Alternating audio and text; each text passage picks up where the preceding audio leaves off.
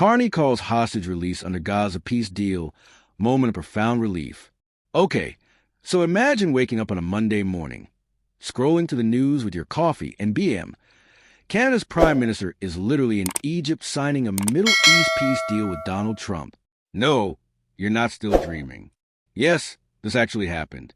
And yes, we need to talk about it because Mark Carney just pulled off one of the most surprising diplomatic moves in recent Canadian history, and somehow, nobody saw him leave the country until 3 hours before Wheels Up. Welcome back to Canada Bulletin, where we break down the news that makes you say, wait, what? Let's dive into this geopolitical whirlwind, shall we? So here's what went down. First things first, the reason everyone's gathered in Egypt. 20 Israeli hostages are finally home. After more than 2 years of absolutely gut-wrenching waiting, families are reuniting. Israel's releasing hundreds of Palestinian prisoners, and the world is collectively holding its breath hoping the ceasefire actually sticks. Carney called it a moment of profound relief, which honestly might be the understatement of the decade. This isn't just a news story. This is the end of a nightmare for real families, real people who've been living in impossible limbo since October 7th, 2023. And let's not forget, Canada lost people in those attacks. Vivian Silver, Netta Epstein, Alexander Look, Judy Weinstein, Scheer Georgie, Ben Mizrachi, Adi Vital Kaplan. These weren't just names in a headline. These were Canadians with families, friends, and futures that were stolen. Carney made sure to name them, to remember them, because that's what this moment demands. Memory, grief, and the fragile hope that maybe, just maybe, we can build something better from the ashes. But here's where it gets interesting. Now, about that whole nobody knew he was leaving thing.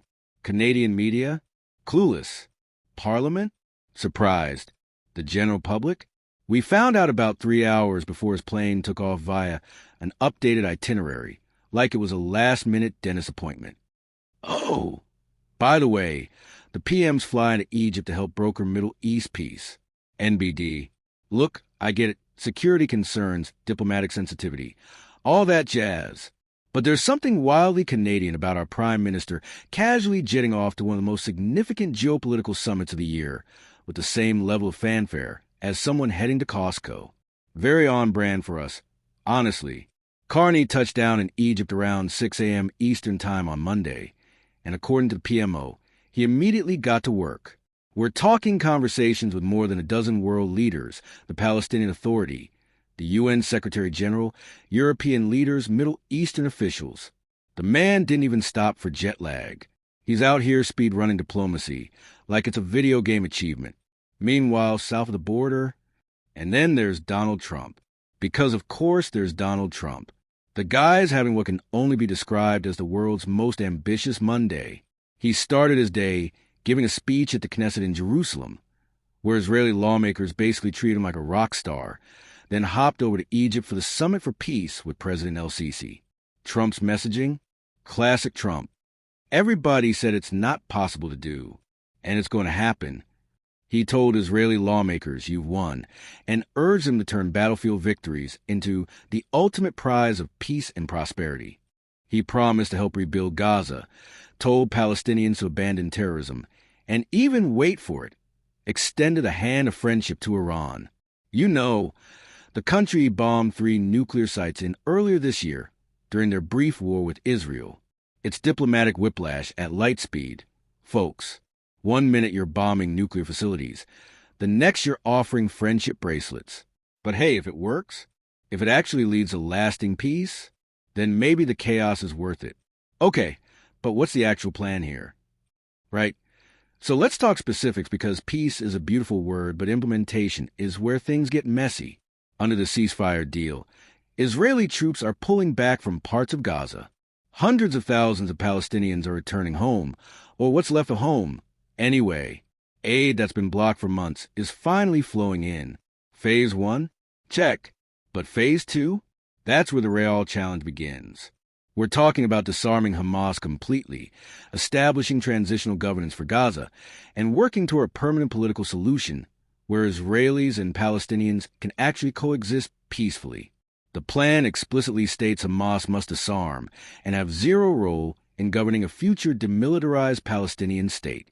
And here's the kicker. Benjamin Netanyahu was invited to the summit and said, nah, too close to a Jewish holiday, which, fine, religious observance is important, but also, my guy, this is literally a peace summit about your country. The optics are interesting. Now let's talk money. Everyone's favorite topic. Gaza's devastated. And I don't mean need some cleanup devastated. I mean the World Bank and Egypt estimate reconstruction costs at $53 billion. With a B. That's more than the GDP of some entire countries. Trump promised American help with rebuilding. Other countries are pledging support. But here's the reality check. Raising $53 billion is one thing. Making sure that money actually goes to rebuilding homes, hospitals, and schools instead of lining pockets or funding future conflicts. That's the trillion-dollar question. Well, the $53 billion question, technically. The plan calls for regional and international partners to develop a new Palestinian security force. Because you can't just remove Hamas and hope for the best. Nature abhors a vacuum, and so does geopolitics. Someone's got to keep the peace, and it needs to be someone everyone can at least tolerate. So where does Canada fit into all this? Carney's statement praised Trump's leadership, which, depending on your political leanings, either makes perfect diplomatic sense or is mildly surprising. But beyond the pleasantries, Canada's calling for all parties to uphold the ceasefire and implement the terms. That means transitional governance, permanent political solutions, and ensuring this doesn't just become a temporary pause before the next round of violence. The PMO says discussions since landing have focused on humanitarian, security, reconstruction, and that people expect things to change, which is diplomatic speak, for we all know the old ways haven't worked. So let's actually try something different this time. Canada's historically played the role of honest broker in international conflicts. Not the biggest military power, not the loudest voice, but often a trusted middle ground.